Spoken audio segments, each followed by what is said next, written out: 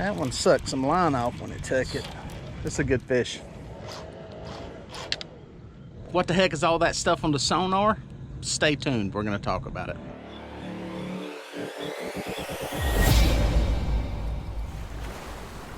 All right, guys, doing something a little different out here this morning. I am doing some vertical fishing. It's a common practice here in the South on some of our bigger reservoirs like Lake Murray, Lake Norman, down on Santee Cooper. And it's done mainly in the summertime when you get some of these fish that are starting to kind of stage up in deeper water on some of the lakes like Murray and Norman. It may even happen on Kerr. You get somewhat of a squeeze effect going on with where the oxygenated water is, the optimal water between oxygen and temperature. And these catfish are there along with bait. A lot of these lakes have striped bass in them, and they're all around that area. So the interesting thing is I'm not doing it on any of those lakes. I'm trying it here on my home lake today, Lake Wiley. I've never done it here before, but I was just coming out of the boat ramp. I marked a lot of suspended fish, and so they're moving some water through the system. We've had a bunch of rain. They had dropped the lake. We got some tropical rain. They're kind of just getting it back to its target elevation, getting some of the rain from some of the mountain runoff out of here. So we're gonna do some suspended fishing here, along with a couple of baits on the bottom, and see if we can catch some of these fish. Guys, I may actually have one on the Santee rig that I'm dragging all the way on the bottom. It went really slack. Yep, there's a fish on there, small fish. But this is one, this is not a suspended line, not one of the ones I had in the middle of the water column. This is one I had on the bottom totally, on my Santee rig. So, interesting. I got 2 lines on the bottom and then 4 that are suspended. And I get hit on this, and it feels like a small fish. So that may be an indication on what some of that stuff is, hanging out in the bottom of the water column. Come here, sucker. Small. Oh, he barely hooked. He is not going to make it in the boat. He may. Got him. Got hooked better than I thought. Little channel cat came deep. There we go. All right, guys, there's catfish number 1 in the boat. Not the species or size we had hoped for, but we're thankful we caught something. Channel catfish, and that one came on a Santee rig. Like I said, I've only got 2 Santee rigs out there. Those are rigs dragging the bottom, literally fishing that bottom, 2 feet of water. The rest of them are suspended lines. I've got 2 down at 15 feet, and the other ones are down right now. We're back into the river channel. They're about 4 feet off the bottom. So we got to kind of get a good coverage there, that 15 feet on down, and just seeing where the feeding fish are. So far, 2 out of 6 rods have caught the fish, and those fish have been totally on the bottom. So we'll keep dragging and just see what works here. Give this a while and see if it'll produce any fish. All right, guys, we got one going from Santee rig again. It's a better bite. That is 0 on the suspended line. He may have went all the way over here to the other side.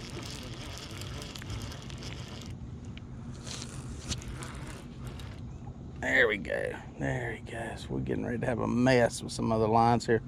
It's the only thing about having suspended lines right around the boat. It can turn into a little bit of a mess with your fish. Got so many lines right there at the boat. That's a good fish, dude. That's gonna be a netter, I think.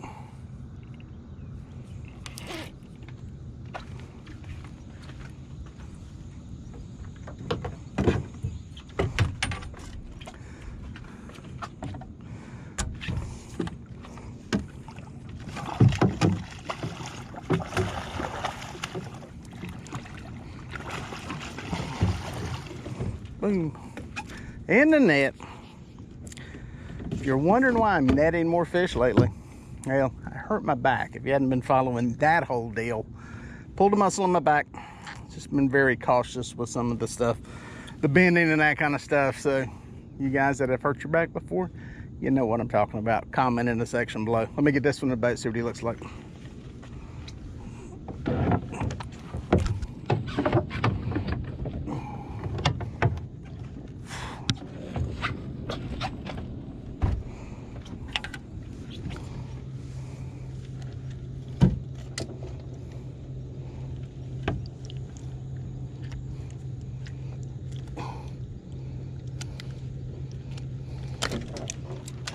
Guys, nice little 13-pound fish.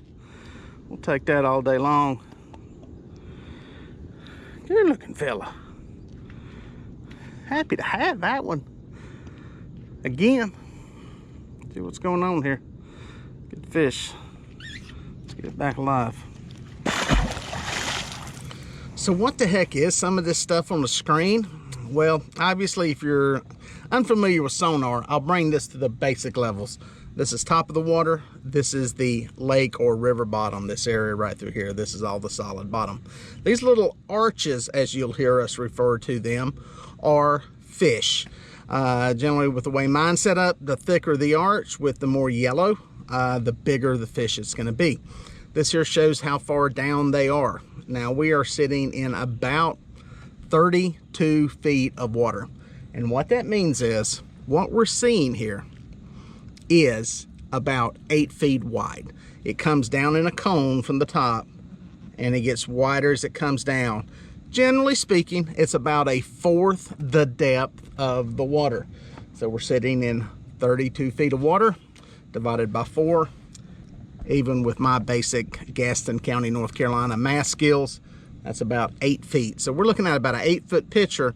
This right here is what is underneath the boat. This here is behind the boat. This over here is already past us. We're not even near these fish anymore, unless they're following the boat.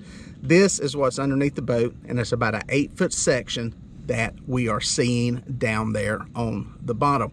The reason these fish have an arch shape to them, when that signal goes down, because it's going out in an arch, it is measuring it. Any of you folks that know a little more advanced math know that, well, the distance from here to here is going to be greater from the distance from here to here.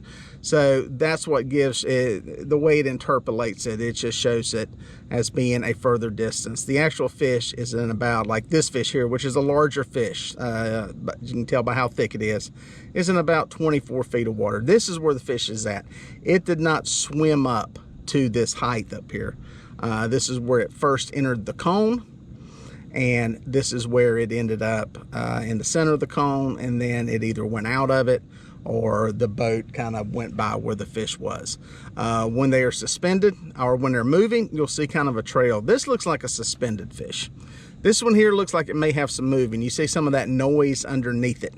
That may be a moving fish. This is probably a moving fish, as is this one. When you start to see some of this blue trail, I call it a vapor trail, kind of in aviation terms, that is basically disturbed water, and that disturbed water gives off a different signal. Now you're probably wondering, what the heck is this across here? Is that a big fish sitting down there? Nope. That is one of the suspended lines that I've got down at about 16 or 17 feet. Probably seeing part of the sinker. You're probably seeing part of the bait right there. That is the same thing I have right down here at 25, 26 feet. It is another one of the lines. Some of them will show up because they fall into the cone. Some of the ones that are on the edges of the cone will not make it into it. These are probably the ones at the back of the boat.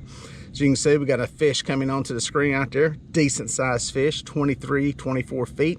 That is right around some of our baits. Why is he not eating? Well, he just doesn't like us right now. Another nice fish down here. Now you're probably wondering, what is all this dark stuff down here? This is where there's a thermal difference. You can call it a thermocline, if you will. There is a difference in density of the water. Colder water is denser, and it will show up different than the water up here. This does not necessarily mean this is super cold water. It could be 5 or 10 degrees cooler than what we got on the surface, which is around 86. This may be 78, 79 degree water down here, but it's showing a difference in it. The cool thing about this is, look at this, folks, and this is very important when you get a thermocline with something like this happening. A lot of times in this thermocline, this thermal band, this area here is dead water. There's no oxygen in it. In this case, there are a lot of fish in this area. You can see a lot of them. One of the places you can really see this is if I go over to the structure scan, You can see that thermal band there pretty good. And if you go over to this, you can really see the thermal band real good on here where that cooler water is. Starts up in here. But like I said, we're seeing fish in it. And that is a good sign that there's life there. You can fish that. You can drag baits through there on the bottom. It's not always like that. The easiest way to tell if you've got oxygen in there, drop a live bait down, leave it down there 3 or 4 minutes. If it comes up dead, that's a dead zone down there. So, but we've got fish all the way through here. This fish here is moving. That right there is a moving fish through the water or through the arch, swimming around. That's an active fish. These fish are suspended through here, you know, decent sized fish. Now, what are these fish? That's a good question. You know, I've got chicken down right now and perch down on these rods. Had one hit earlier and that's it. Are these fish inactive? A lot of times when fish suspend in the water column like this, they are inactive. They are not actively feeding. But we got some down here in that bottom section that has a lot of smaller stuff in it. It's that shad. It's that little bitty juvenile catfish. That's what I guarantee a lot of this stuff is. A lot of this year's hatch on the catfish that were hatched this year and last year's, the very, very small ones, end up staying in these river channels and this deeper stuff a lot of times. Some of you have had the experience of thinking, man, that may be shad down there. You throw a tape net down there and you come up with a net full of little bitty catfish about that long, and you're sitting there with pliers for the next 35 minutes pulling them out of a net. That's what happens. But yeah, this is we got suspended fish. They could be catfish, they could be gar, you know, they could be carp for all we know. Odds are a big majority of these are gar, which this could be gar moving through here. Generally the signal shows up a little bit darker, or it could be some suspended catfish that may or may not be eating. But that's kind of what you're looking at on the sonar. You've got some bait here. That's what this is. These are little schools of bait here. These yellow arches, fish. These horizontal lines are your bait, or your lines, the down lines that I've got suspended. And then that thicker stuff on the bottom is that thermal cone. Now people ask me all the time, how do I set my sonar up? I'm gonna be honest with you. You look at my sensitivity, as crazy as it is, I've got it set on auto. I run auto sensitivity a lot of times, unless we get into some weird water conditions. I keep my color line around 75, 80%. And I just keep my depth range on auto. You can run this. This has a 200 kilohertz frequency. It's a little bit more of a narrow signal, a little bit stronger, a little more concentrated. You can see it will show up a different image with a lot less stuff in it than what this one will. Depends what you like, depends what you're looking for. A lot of that is just you know, your individual taste on what you're doing. I like running 83. I can decipher from the noise and the crap in here a lot better. I like having all the information and then letting me interpolate what's there versus letting the machine do it. So, but like I said, everybody runs their stuff a little bit differently, and it kind of depends what works for you. But yeah, I'm big. The auto sensitivity is fine for me. We fish a lot of lakes and reservoirs, and just letting it kind of set it does pretty good. You can come into the sensitivity and you can actually pump it up a little bit. I can go in and jack it up so it's a little oversensitive, so you see more stuff there. That's adding a plus 12 or 13 to it. And if it's a little too sensitive, you want to get rid of some of the noise, you can even run the auto down into, like there is a -6 that takes care of some of the noise in there. But you know, I like seeing this stuff out here and being able to define for myself that that is a thermocline, not bait, and know that this is, you know, bait up here. So I run it at, that's what my auto is giving me, and I can read that and interpolate it myself. Now, this is the Lowrance unit. This is an older unit. It is, you know, this is, in the whole scheme of things, old technology, even though it has structure scan and side scan. It's older technology. I have to hit buttons on this thing too. I have no touch screen capabilities on any of this, so it's a little bit older. But as I've told people who asked me before, which sonar unit should they buy, I always tell them, I always say buy something that has sonar and has a chart. If you've got those two things, if you got this right here, it'll take a second for it to spool up. If you have the mapping technology on your sonar unit, this here is as important and as big a game changer as anything in fishing. All the other stuff, the live scope is great. I love that. The side scan structure scan is great. It's an additional tool. This here is more important to you than any of that stuff. So keep that up, keep dragging through here, and see if we can get one of these little suckers to bite, just so we can see what it is. Is he on there? Is he on there? I think he is on there. That's a lot of slack line. It's a lot of slack line. Let's see. Shook, he is there. He is there, hooked up. Fish number 3. Guess what? He's on a sand rig. We have not baited a fish yet on any of those down lines. This one's coming to the top fairly quickly. We can caught a single fish on them. Up here and get a look at him. Looks like a smaller blue. Liftable. Oh, thought he was liftable. Yeah. Let's see. Think he's liftable. Simmer. Yeah. Boom. Boom. Boom. Sometimes they're not as appreciative of being brought into the boat as we would think they would be. So we get him unhooked here, do a little dental work. He said, like I said, guys, this morning I have not even used any cut bait this morning. It's been all chicken. There's another nice plump fish, maybe eating on some mussels. Nice pretty fish. Happy to have you, buddy. Get you back. All right, guys, again, we've got 6 rods in the water. Only 2 of them are santee rigs that are on the bottom. And we've caught every fish, 3 fish on those santee rigs on the bottom. So, and it's not like there's not a lot of suspended fish where these other rods are. So here's the plan. I'm gonna pull up some of these suspended rods and I'm gonna try putting cut bait on them. We'll see if that makes a difference. Maybe even put a piece of live bait down in the middle of the water column. See if that makes a difference. See if that gets a fish on some of these suspended rods. See if some of those fish there in the middle of the water column are actually catfish that are wanting to feed. How can a fish not eat that right there, guys? How?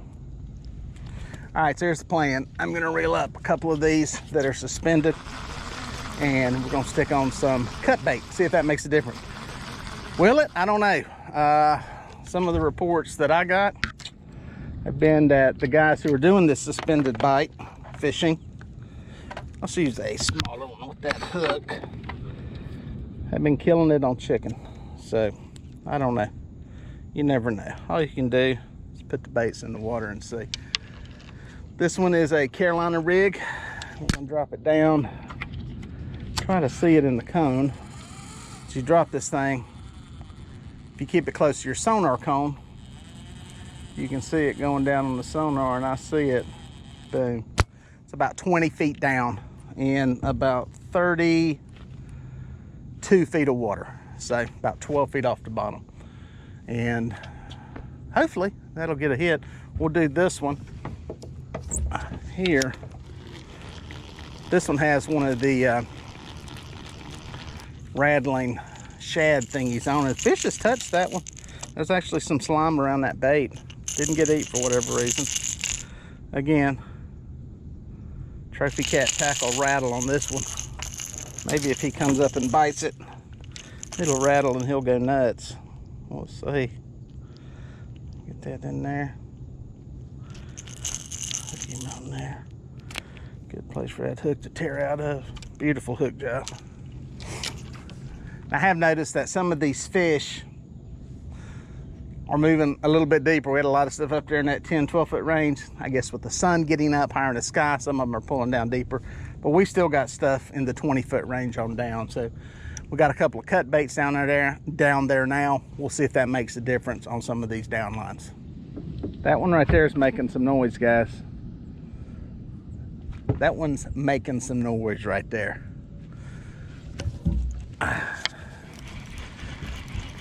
That one sucked some line off when it took it. That's nice. We are... is he into another line? I hope he's not in that planer board. That's gonna be a mess because that's a big fish.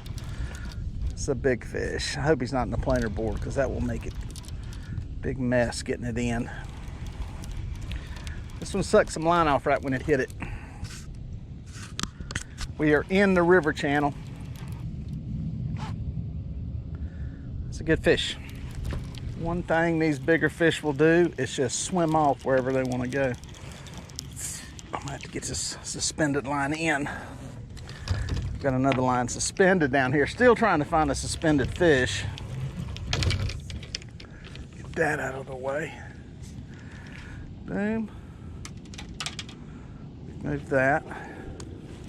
Still don't know if he's in that planer board or not. I don't see it moving. Maybe dragging the line all the way up here. Usually I'd know it by now.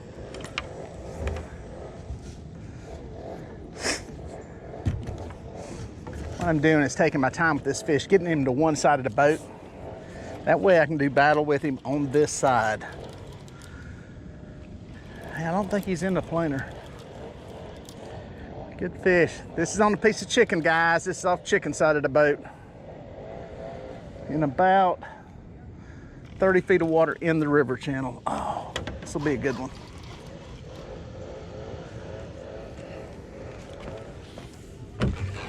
Just felt him come unwrapped. See bubbles. A big line of bubbles. This is a good fish.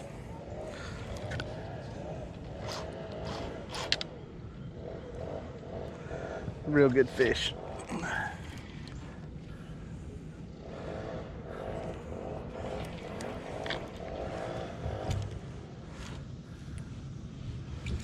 This will be a good one. Bubbles way back that way. It's that same area where I marked a lot of suspended fish earlier. That is a big fish, guys. That is a big fish. Dead underneath him. There he is. Woohoo! That is a slob. He is on the planer board. I see the planer board line on him. It's wrapped up in it. Planer board's over that way. It's a good fish. I'm going to have to get him in here. There he is, guys. That's a big fish. That's a big, big fish. There's that chicken bait right there. Circle hook did its job, corner of the mouth. There's a little rattling cork. Yes, sir. Good fish. Heck yeah. We will take that all day long.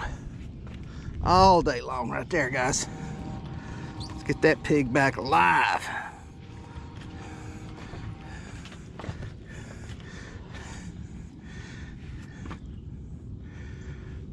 Yes, sir.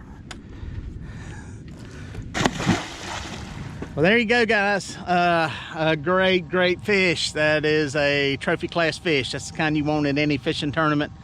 Pretty much anywhere you go, but especially here on this lake, that's a trophy fish. And it came on chicken. Listen, I quit trying to convince people the stuff works. If you don't want to fish with it, fish with something else. We've caught 5 fish today. Every one of them's come on chicken.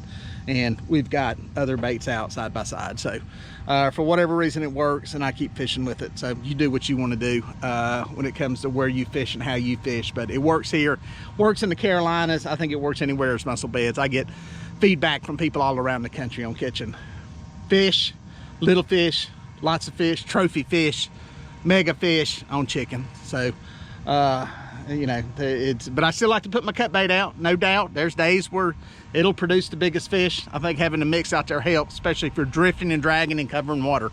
May be different if you're anchored up, if you're specifically trying to target maybe flatheads or something. But covering water, I think it's hard to beat. So it's fish number 5. The suspended thing just is not working. Maybe if I had more patience and stayed on it longer and sat in one place and worked these fish, it'll work. And you can catch fish that way, but it's not working for me, at least today. I think my biggest thing is patience. I don't give it enough time. I don't give it enough time to make it work. I know there are some places where it works because I've done it, and you can catch fish, and it's the most fun fishing in the world, catching them that way. But I just ain't got the patience to make it happen today, especially when I'm catching so many fish on sand rigs on the bottom. It's what happens every time. I end up switching over that and going with it. So if you want to catch fish, you got to go with what works, and obviously the Santee rigs dragging on the bottom work. You can't beat a fish that size anywhere. I'm happy with it. It's a good day on the water. Well, folks, if you made it this far, thank you for watching. Here are a couple more videos that I think you're gonna like. I'd watch that one and then that one. No, do that one first and then that one. I don't know, just watch them both. They're both good.